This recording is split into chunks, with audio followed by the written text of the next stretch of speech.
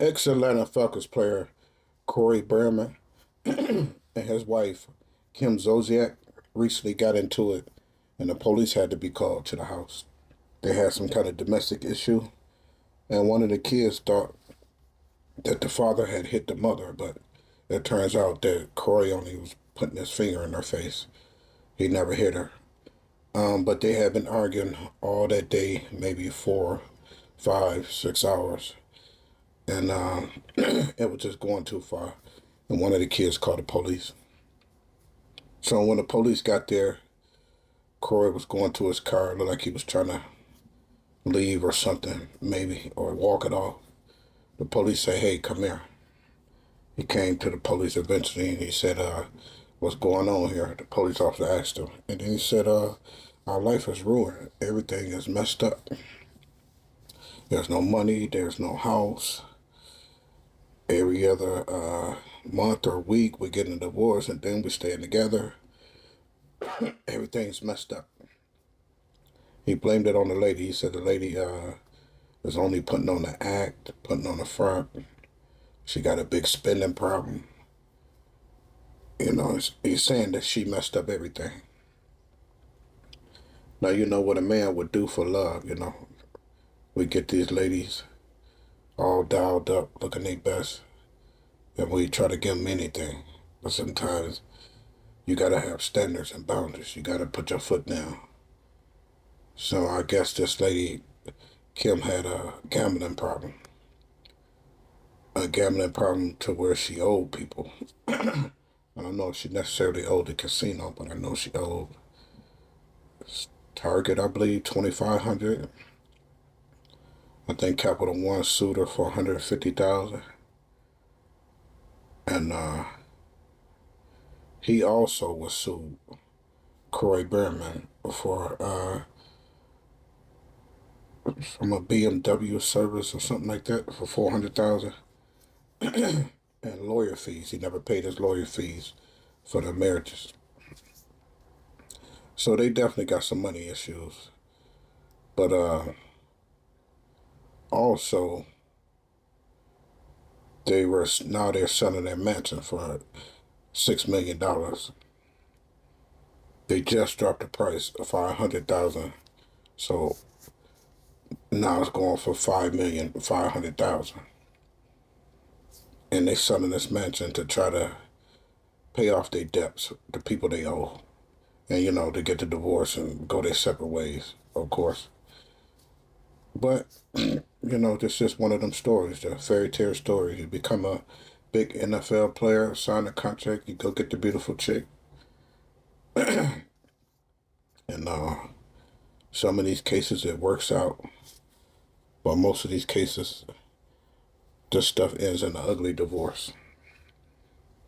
And one reason, I'm not trying to be negative, but in America, these women can make a lot of money off divorcing men. What's the use of staying with the man? I can live well or make just as much money by divorcing them. I could be free to do whatever I want to do. I ain't gotta come home and cook every day and listen to one guy and look at one guy the rest of my life. I can do whatever I want to do. But, that's just something you hopefully America fix one day, make it more lucrative for women to stay with their husband. The ones that don't understand marriage. Make it more lucrative for them to stay with their husband. They're more lucrative for them to leave their husband. If you give somebody temptation to to leave, you get them a big reward to leave, or a reward for doing something negative, then you might have women that will stoop that low to do that.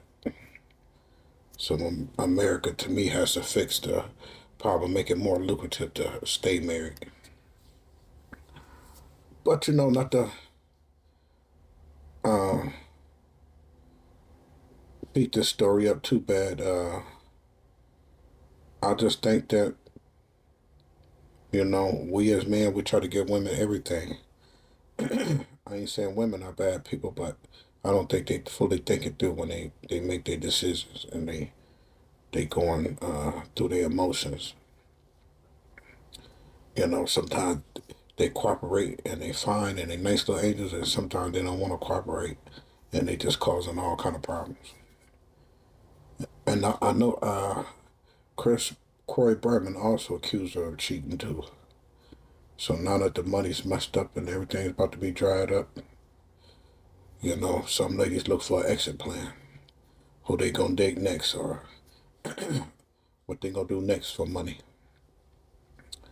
Not saying that's what she doing, but because they are having marital issues, so you might as well date somebody else and set up your next move.